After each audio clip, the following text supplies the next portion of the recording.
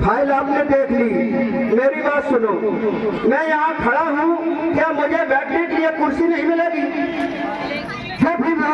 हाँ, आपको हम परमिशन देते हैं कि आप जमीन पर बैठ जाए। जमीन पर बैठ के बस्ता लगा सकते हैं, ये आप परमिशन दे रहे हैं? हाँ, मैं परमिशन दे रहा हूँ। आप ठीक है, अच्छी बात है, लेकिन इस ऑफिस में हाँ मैं खड़ा हूँ, हमें कुर्सी नहीं मिल सकती? क्यों नहीं मिल सकती है? मिल सकती है तो दिलाइए।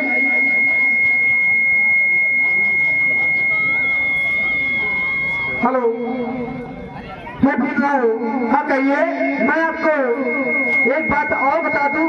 हाँ हाँ बताइए। कि ये कुर्सी तो मिल सकती है, हाँ, लेकिन ये कुर्सी आपको नहीं मिलेगी।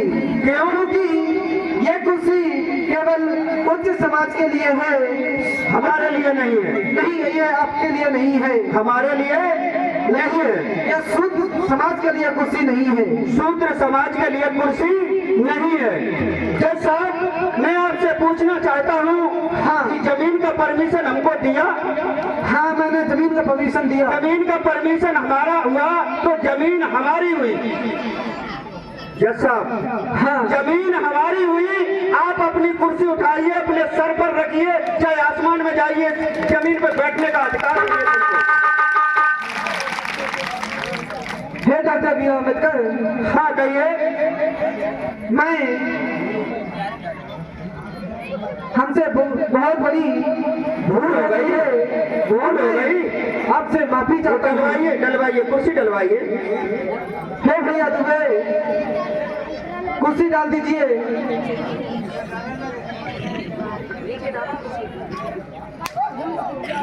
सब नीचे ही है। हाँ, आपने हमें कुर्सी दी, मैं उस कुर्सी पर बैठ जाता हूँ। हाँ, परमिशन हमारा हो गया। हाँ, ठीक है, हमारी फाइल हमको दो, मैं अपना बस्ता कहाँ लगा लूँ? बस्ता आप वहाँ नीचे लगा सकते हो। ऑफिस के बाहर लगा सकता हूँ? हाँ, ठीक है, ठीक है, मैं ऑफिस के बाहर बस्ता लगाता हूँ। आज में बंधुओं, इधर देखिए, बाबा साहब को कह दिया गया कि जहाँ पर घोड़े बांधे जाते हैं, यानी कि घुड़सार में जाकर के तुम बस्ता लगाओगे। आज ऐसा ही नहीं में बंधुओं, आज बाबा साहब नीचे बस्ता लगाते हैं भैया। धीरे धीरे बस्ता लगाते लगाते बाबा साहब को एक दिन हुआ, 2 दिन हुए मेरी माताओं बहनों बंधुओं, लेकिन बाबा साहब के पास में कोई भी मुकदमा, कोई भी वकील नहीं आता है। आज कोई भी केस जब बाबा साहब के पास में नहीं आता है, इधर धीरे धीरे समय बीता और समय बीता तो एक बार की बात है कि मुंबई में एक भैया बड़े ही व्यापारी यानी कि सेठ जी रहा करते थे, व्यापार करते थे, जाति थी बनिया, यानी कि लोग उन्हें प्यार से सेठ जी नाम से, सेठ जी कहकर के पुकारा करते थे, सेठ जी कहकर पुकारा करते थे। आज उनका जो एक बेटा था मेरे धम्मत को, धीरू नाम का एक बेटा था, आज उस बेटे को मुकदमा लग जाता है, 302 के तहत फांसी हो जाती है भैया। जज साहब ने फांसी की सजा सुना दी थी, झूठे केस में बेटे को फंसा दिया गया था मेरे बंधुओं। आज सेठ और शैतानी दर दर की ठोकर खाते मारते घूमते हैं, लेकिन भैया कहीं भी जाकर कोई भी उनके बेटे का मुकदमा नहीं लेता, यानी कोई भी केस लड़ने को तैयार नहीं था। भैया एक कुर्सी नीचे कर दे और इधर आ जाए, इधर से आगे वो वाली नीचे कर दे। आज मेरे बंधुओं देखेंगे कोई भी मुकदमा नहीं लेता। इधर सेठ और शैतान जो थे आज बड़े दुखी हैं, क्योंकि इकलौता बेटा है, झूठे केस में फंसा जा रहा है भैया। और धीरे धीरे समय बीता और समय बीता तो हुआ ऐसा, आज जो सेठ जी थे भैया, आप देखिए मुंबई हाई कोर्ट में भैया आ जाते हैं। आप धीरे धीरे सेठ जी रोते पिलकते फाइल लेकर के आज चले हैं, कैसे चले आज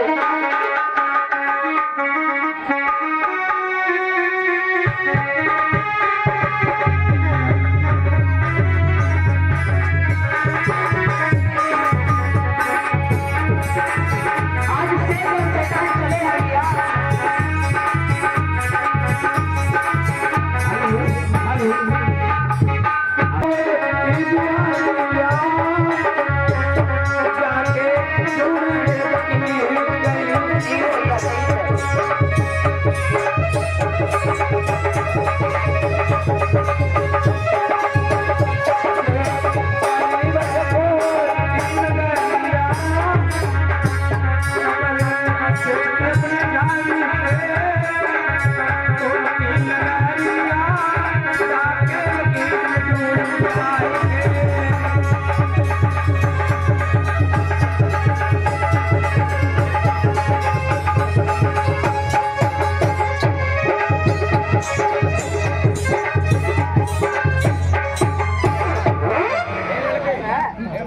जो करी बात सुनो, चलो माँ संगे आओ तनी।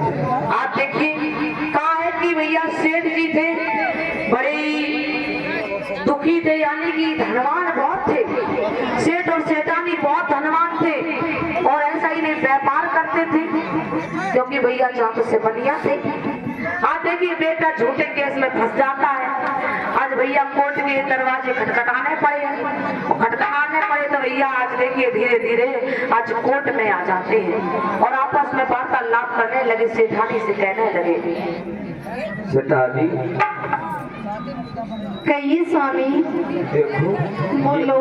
कोर्ट की दुआरिया आ गए, कोर्ट की दुआरिया आ गए हैं। हाँ हाँ और वकील बैठे हुए हैं, अपन पूछ लेते हैं।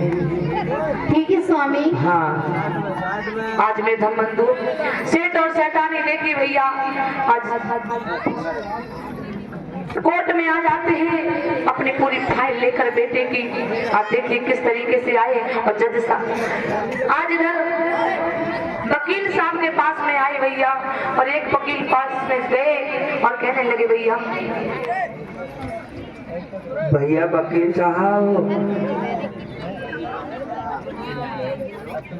ये हमारे बेटे को फांसी हो गई है, क्या ये केस आप देख लेंगे हमारा?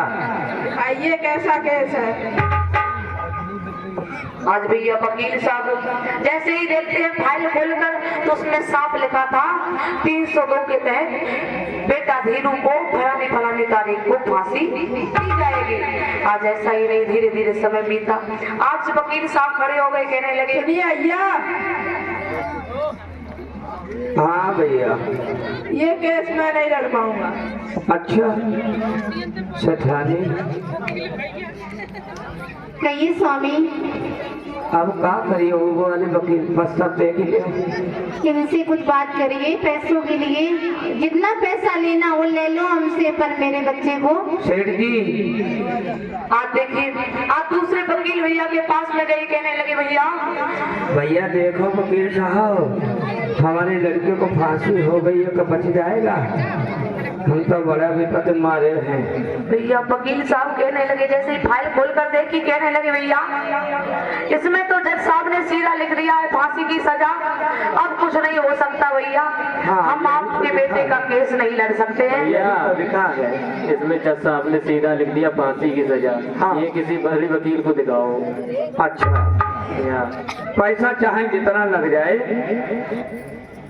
चाहे जितना पैसा लग जाए, कोई गम नहीं है। रुपया 50,000 लगेगा। कोई बात नहीं वकील साहब, आप देखिए भैया, देखो बैग टांगे हैं पूरा बोरा। ऐसा करो, ये किसी बड़े वकील को दिखा दो। आज में धमबंधु धीरे धीरे अनेकों वकील के पास गए, सबने मना कर दिया। आज वकील एक भैया खड़े हो गए, तंतु भैया खड़े हो गए, आगे गए और कहने लगे, सुनो सेठ जी, अगर तुम अपने बच्चे के प्राण बचाने चाहते हो तो भरसान की तरफ नजर जा रही है, देख रहे हो ये वकील साहब है बहुत बड़े, यानी कि बाबा साहब की मजाक करने लगे, हंसी उड़ाने लगे और कहने लगे, भैया आप इनके पास चले जाओ, ये आपके बेटे के प्राण जरूर बचा लेंगे। सेठानी सुन ले, कहा बात हमें कम सुना। भैया सेठ जी तो भैया सीरियस हो गए, कहने लगे हमारे बेटे के प्राण बच जाए। वो नहीं समझे कि हंसी उड़ा रहे हैं उस व्यक्ति की। आज चले हैं जहाँ पर बाबा साहब बैठे थे, सेठ और सेठानी फाइल लेकर के किस तरीके से लाओ सेठानी।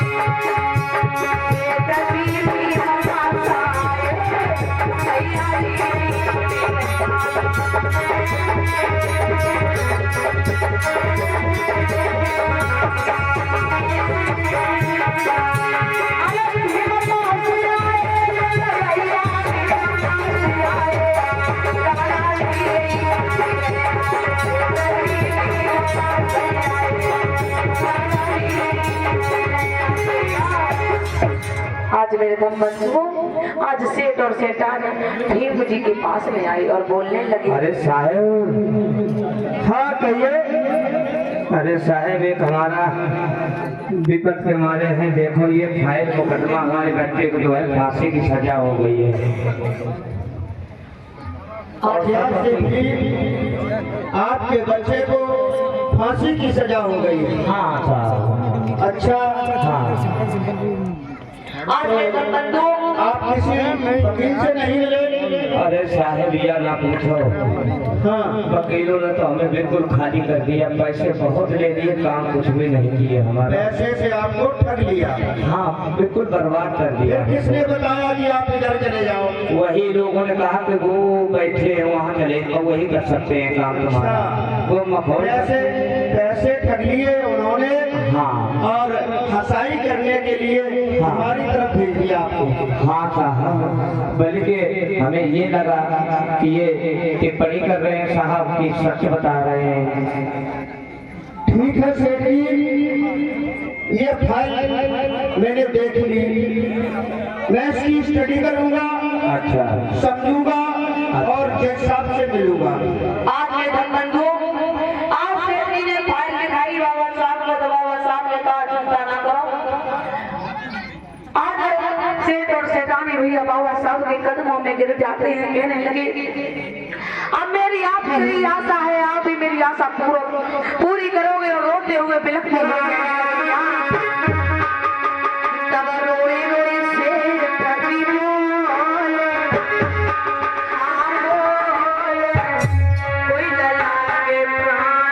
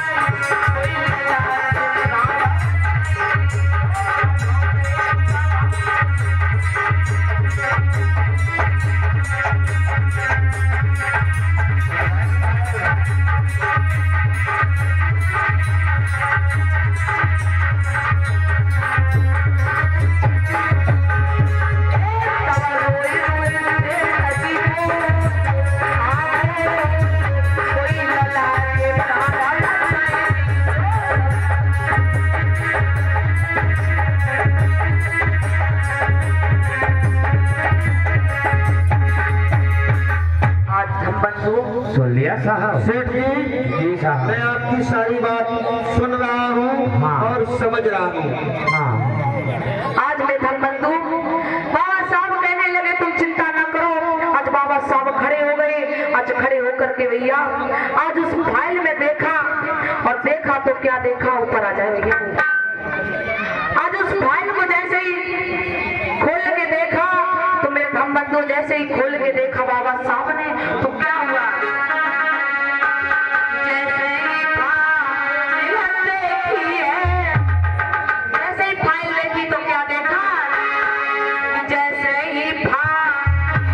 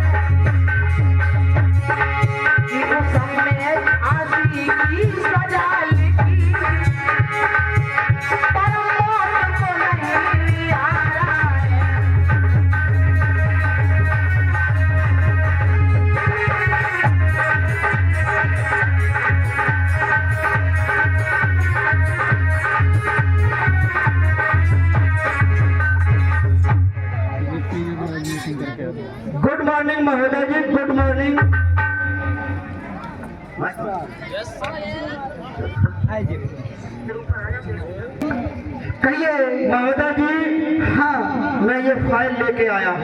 ये किसकी फाइल है? ये आपके कोर्ट से हाँ वीरू सनौफ रतनलाल को फांसी की सजा सुनाई गई है।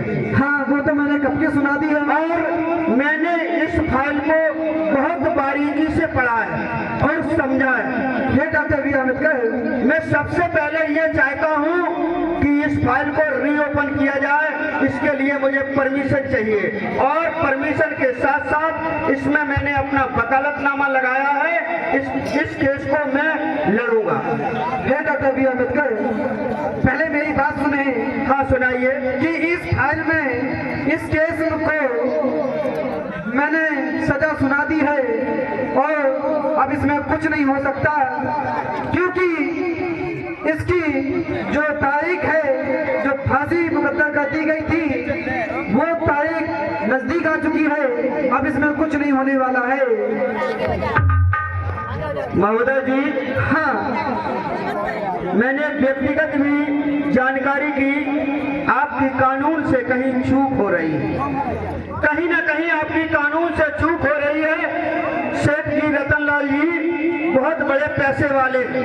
हाँ, और लोगों ने इनके बच्चे को फिजूल कहीं से न कहीं घुमा फिरा के फंसवा दिया है, जिससे इनका बच्चा खत्म हो जाएगा तो सारी धन दौलत हमको मिल जाएगी। पड़ोसियों का मानना है कि ये ले कहाँ जाएंगे, इसलिए जज को लोग भगवान मानते हैं। जज को लोग भगवान मानते हैं, इसलिए जज साहब इस फाइल में आपसे कहीं अगर चूक हुई है तो इसको री कर लो, इन्हीं वापस ले लो अपना आदेश, जिससे उन बूढ़ा बूढ़ी के बुढ़ापे की लाठी बच जाए और आपको भी सदा सदा के लिए लोग धन्यवाद कहें। और इसलिए मैं ये फाइल लेके आया हूँ कि इसका रीओपन करो और मुझे परमिशन चाहिए। हे डॉक्टर बी अम्बेडकर, हाँ कहिए। मैंने इस फाइल को देख करके ही फैसला दिया है और मैंने 302 के तहत मैंने फांसी की सजा सुनाई है। अब इसमें कुछ नहीं हो सकता है। भीमराव, हाँ कहिए। इसमें कुछ नहीं हो सकता है।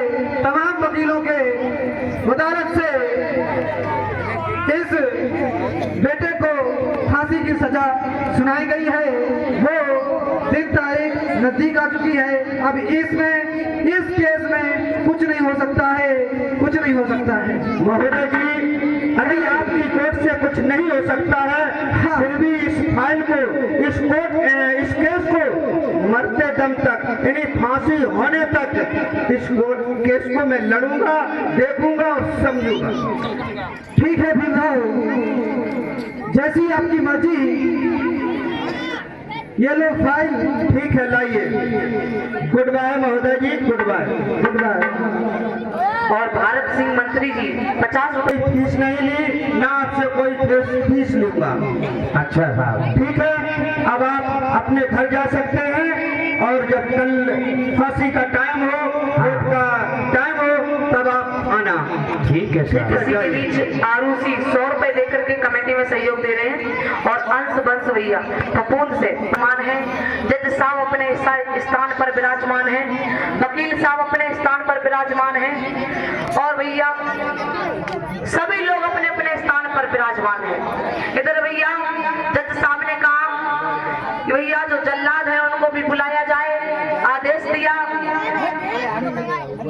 बेटा धीरू को लेके आइए और फांसी के लिए जल्लाद को तैयार कीजिए, क्योंकि वो दिन तारीख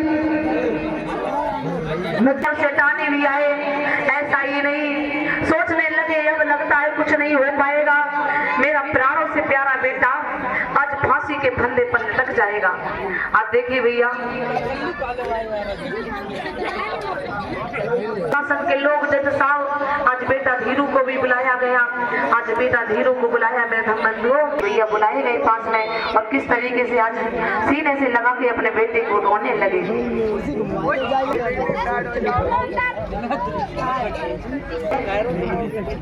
बेटा धीरू, मैं आपसे एक बात पूछना चाहता हूँ कि आपकी आज फांसी होने वाली है, क्या आपकी कोई अंतिम इच्छा है? मेरे बाबा बना के बुलाना चाहता हूँ। आपको अपने माता पिता से मिलना है तो ठीक है, मैं आपकी अंतिम इच्छा वो भी पूर्ण किए देता हूँ। हे सिपाहियों, जाइए उनके माता पिता को लेके आइए और बेटा धीरू से मिलवा दीजिए। ये भैया फांसी का बंदा इधर साइड में आ जाए भैया, इधर थोड़ी देर के लिए साइड में। अब जैसे ही पास में आया तो बेटा को देखकर आज सेठ जी किस तरीके से कहने लगे, सेठ और सेठा है ना, आज पुत्र वियोग में रोने लगे, और किस तरीके से आज भैया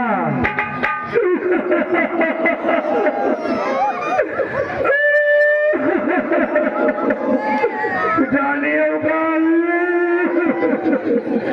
अब तो वो बेटा पानी में ही चले जाइए, पुतलिया भैया ने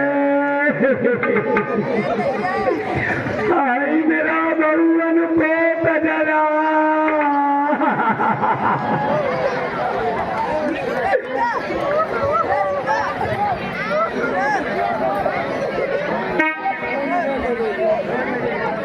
शैतान रोते हैं, विलाप करते हैं और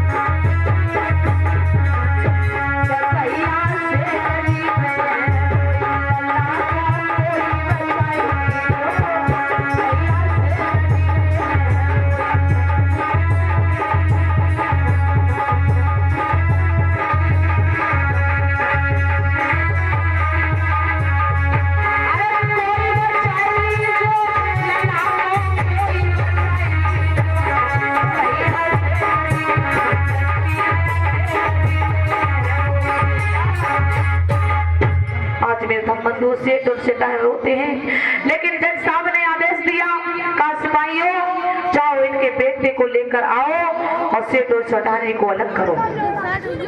आज भैया सेठ और सेठानी को भैया हे सिपाहियों, जाइए बेटा को लेके आइए और इनके माता पिता को अलग कीजिए। जाइए सिपाहियों, क्योंकि फांसी की जो तारीख आई हुई है, जो उसमें डेट रखा गया है और जो समय तय किया गया था, वो समय नजदीक आ रहा है। जाइए सिपाहियों, इनको दूर कीजिए, बेटा को लेकर आइए। आज भैया सीट सैठानी को नीचे कर दिया गया। भैया ये कुर्सी रख दें ऊपर। और ये राम बालक भैया 50-50 रुपए देकर के सम्मान कर रहे, बहुत बहुत ऊपर रख दें, यहाँ पे दे दे भैया, जिसपे भैया ये जज साहब एक साइड में आ जाए, इधर आ जाओ भैया, उसे भैया इधर।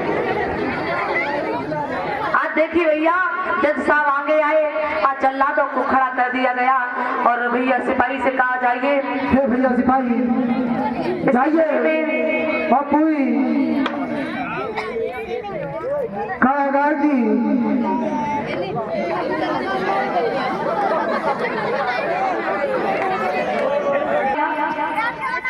सिपाही से कहा कि जाओ जाकर के बेटे के इस लड़के के गले में फांसी का फंदा डाल के आओ। आज जल्लाद भैया गले में गए, फांसी का फंदा जाइए और बेटा धीरू के गले में फांसी का फंदा पहना दीजिए। आज जैसे मेरे धम बंधु आज फांसी का फंदा बेटा धीरू के गले में डाला, जैसे ही डाला जज साहब कहने लगे मैं गिनती गिनूंगा, 3 तक मैं गिनूंगा, जैसे ही 3 हो तो इस बेटे को ऊपर उठा ले। हाँ बेटा जल्लाद भैया, जैसे ही मैं 3 तक गिनती गिनूंगा तैसे यहाँ पे इसके पटे खोल देना, ठीक है जल्लाद भैया।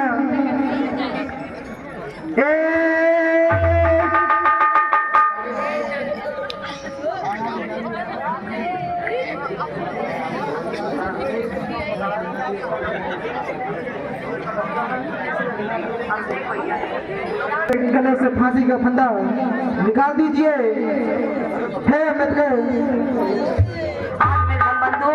आज फांसी का फंदा देखिए गले में पड़ गया था।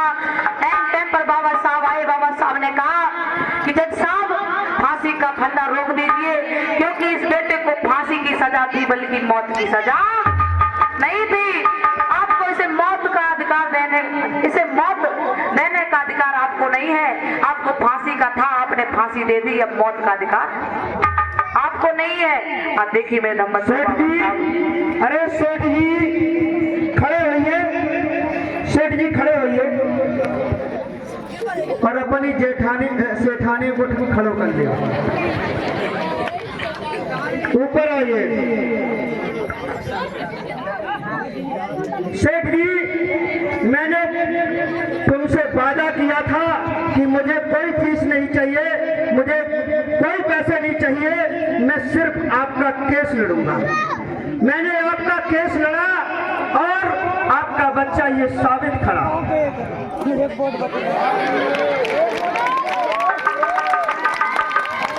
आज भैया सेठ जी बड़े खुश हैं, बड़े मगन आज बाबा साहब को आज भैया बाबा साहब को लाख बार आज माला पहनाते हैं, सम्मान करते हैं, कहते हैं मैं ना समझ सका इस चाल को और मैंने वकीलों के बहस में आकर के मैंने फांसी की सजा सुना दी, लेकिन आज के बाद यदि कोई केस आता है 302 के तहत अगर केस आएगा तो उसमें सजाए मौत लिखेंगे। और आज मेरे बंधु देखिए, जब बाबा साहब ने कहा था कि जज साहब आपको फांसी देने का, आपने फांसी लिखा है, आपने मौत नहीं लिखा, उस समय से मेरे बंधु देखिए जब बाबा साहब ने ये छोटी सी त्रुटि पकड़ी, तब से मेरे बंधुओं जब भी किसी को सजा दी जाती है 302 के तहत तो भैया सजा है मौत लिखी जाती है। तभी से ये काम हुआ, जब किसी को फांसी की सजा होती है तो फांसी नहीं लिखते, सीधी लिखते हैं सजा है मौत। आप देखिए भैया वहां पर जयकार होने लगी, सेठ सिपाही